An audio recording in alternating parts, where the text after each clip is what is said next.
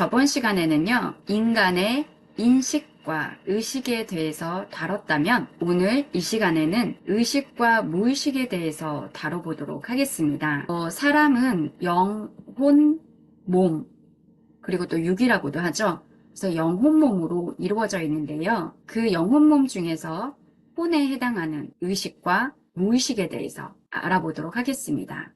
인간의 행동에 영향을 미치는 것은 의식과 무의식인데요. 의식과 무의식을 빙산에 비유한다면 의식은 수면 위에 드러나 있는 빙산의 일각이고 무의식은 수면 아래 숨겨져 있는 거대한 부분에 해당합니다. 다시 말해서 인간의 의식 활동들이 행동에 미치는 영향과 그것을 인식하고 통제할 수 있는 의식 영역은 10%에 해당한다면 분명 존재하지만 인식하지 못하고 겉으로는 드러나지 않는 대부분의 행동을 결정하는 것은 그 수면 아래 거대한 부분에 해당하는 90%에 해당하는 영역을 바로 무의식이라고 합니다. 무의식의 사전적인 의미는요, 마음속의 의식이 아닌 영역이라고 정의하고 있고, 뇌신경과학의 관점에서는 무의식은 의식적 자각이 전적으로 따르지 않는 정신적 활동을 가리키고 있다라고 이야기합니다. 일컬어서 비의식이라고 합니다. 인지과학 연구자들에 따르면요, 사람의 의식적 신호를 통해 얻는 정보보다 무의식은 더 많은 정보를 얻어 이것을 인간의 자동적 사고로 세팅해버린다고 합니다. 이것을 무의식적 작동이라고 이야기하고 있습니다. 무의식이란 단어는 정신분석학 이론의 프로이드에 의해서 최초로 사용되었고요. 무의식이란 말 그대로 자기 자신에 대한 인식이 없는 상태로 성격의 본능적인 부분을 포함하며 억압되어 있는 강력한 힘을 가지고 있다라는 뜻을 가지고 있습니다. 의식과 무의식이 사람의 뇌의 영역에 어떠한 위치에서 어떠한 영역에서 이 부분을 담당하고 있는지 보면요. 의식과 관련이 깊은 뇌의 영역은 되뇌피질입니다. 되뇌피질은 여러분들이 아시는 상식으로 뇌의 뚜껑을 열어보면 이게 쭈글쭈글한 부분 있잖아요. 그 부분이 되뇌피질입니다. 그래서 되뇌피질은 뇌의 정보 처리의 뉴런, 이게 신경세포죠. 뉴런이 매우 조밀하게 모인 곳으로 의식에 관여하고 있습니다. 그리고 뇌간이라는 영역이 있습니다. 뇌간에서는요, 무의식에 저장되는 뇌의 영역으로 생명 유지를 위한 본능, 이 본능에 해당하는 영역이면서 다양한 기능을 담당하고 있습니다. 그래서 예를 들면요, 우리가 처음에 자전거 타는 것을 배우잖아요. 처음에 배울 때는 절차를 익힙니다.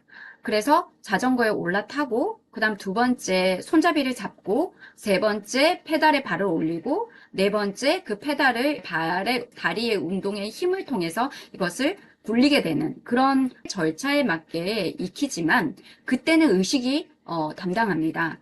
근데 이것을 계속 반복적으로 내 몸에 익혔을 때는 마침내 어떠한 순서 절차를 밟지 않고 자동적으로 자전거 페달을 밟으면서 내가 아주 자유자재로 자전거를 탈 수 있게 될 때, 그때는 바로 이 모든 것들이 무의식 가운데 프로그램돼서 자동적으로 그 페달을 밟으면서 자전거를 타게 되는데요. 이때 무의식에서 이것을 담당해서 행동으로 나도 모르게 나타나게 됩니다. 이것이 바로 의식의 해당하는 대뇌피질과 무의식에 해당하는 뇌간에서 처리하고 있습니다. 인간의 행동을 결정짓는 무의식이 어떻게 형성되는가 하면 우리는 물질 세계, 자연 세계에 살고 있습니다. 그래서 이 자연 세계에서는 반드시 내가 아닌 나 외에 걸쳐져 있는 모든 시공간 안에 있는 환경을 외부 환경이라고 합니다. 그리고 내 몸 안에서 일어나는 것, 정신, 그 다음에 육체, 실질적으로 육체 안에서 일어나는 것을 내부 환경이라고 합니다. 그러면 외부 환경의 자극이 우리가 가지고 있는 몸의, 육체의 육적 오감으로 정보를 받습니다. 전달해 받습니다. 그래서 이 육적 오감이 외부 환경의 정보를 전달해 주면 이 전달받은 정보가 뇌에서 그 정보를 처리합니다. 그 처리하는데 첫 번째로 인식이 의식으로 되기 시작하면 그 이후에 나머지 것들은 뇌 안에서 무의식으로 들어가게 됩니다. 그때부터는 인식하고 의식으로 인지하는 거는 한 10%에 해당한다면 내가 오늘 하루 종일 보고 듣고 했던 모든 경험의 자극들, 내가 인식하고 인지하지 못한 나머지 것들은 전부 90%에 해당하는 그 정보는 무의식에 들어가게 된다라는 의미입니다. 그래서 인간의 행동은 기본적으로 본능과 생물학적인 어떤 충동에 의해서 내가 만족되어져야 하는 욕구라는 게 있습니다. 그 욕구가 우리의 행동의 동기화가 되는데요. 이때 자연스러운 욕구가 억압되어졌거나 무시당했거나 받아들여지지 않았을 때는 이 모든 것들을 다 표현할 수가 없기 때문에 표현하지 못한 것들은 다 무의식 안에 내장된다라고 생각하시면 됩니다. 그래서 무의식이 인간의 사고, 그 다음에 정서와 행동에 결정적인 영향을 줍니다. 그래서 무의식은 어딘가에 잠재되어 있다가 어느 순간 나도 모르게 툭툭 튀어나와서 영향을 굉장히 많이 미치고 있습니다. 심지어는 내가 뭔가를 생각을 해서 어떤 걸 선택하고 결정한다라고 우리는 그렇게 이해하고 있을지 모르지만 사실 대다수가 내 무의식 안에 숨겨져 있고 드러나지 않는 어떠한 것이 나도 모르게 작동을 해서 내가 선택하고 결정하는 경우가 상당히 많습니다. 그래서 반드시 자기 자신 안에 있는 무의식을 들여다볼 수 있는 능력이 굉장히 중요하고 필요합니다. 자, 예를 들어 겉으로 보기에 어떤 사람이 스펙도 굉장히 화려하고 좋은데 그리고 누구보다도 당당해 보이는데 쉽게 화를 내거나 혈기가 많다거나 말 끝에 누군가를 딱 억누르거나 제압하거나 하는 어떤 그런 미묘한 그런 것들을 드러내는 사람이 있다라고 가정을 하면요. 그 사람의 깊은 무의식 가운데는요. 어린 시절 상처로 인한 기억이나 위축된 그런 부분들이 가지고 있는 경우가 상당히 많습니다. 그래서 무의식 속에서 무시당하지 않으려고 무시당할까 봐 항상 그런 작은 마음, 두려운 마음을 자리 잡고 있는 경우가 많고요. 그래서 그런 작은 자극에도 곤두서게 되는 거죠.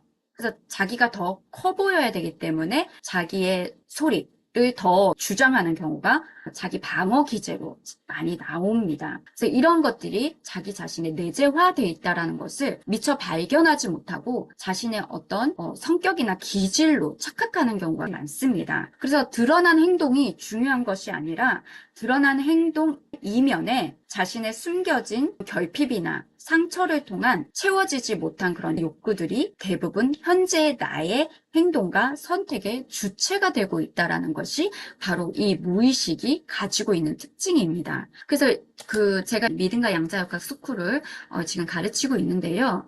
가르치면 가르칠수록 양자의 세계는 보이지 않는 세계에 대한 어떤 설명을 하고 있기 때문에 우리의 내면에도 보이지 않는 영역 굉장히 중요합니다. 그래서 이 부분에 대해서 여러분들한테 오늘 좀 나눴고요.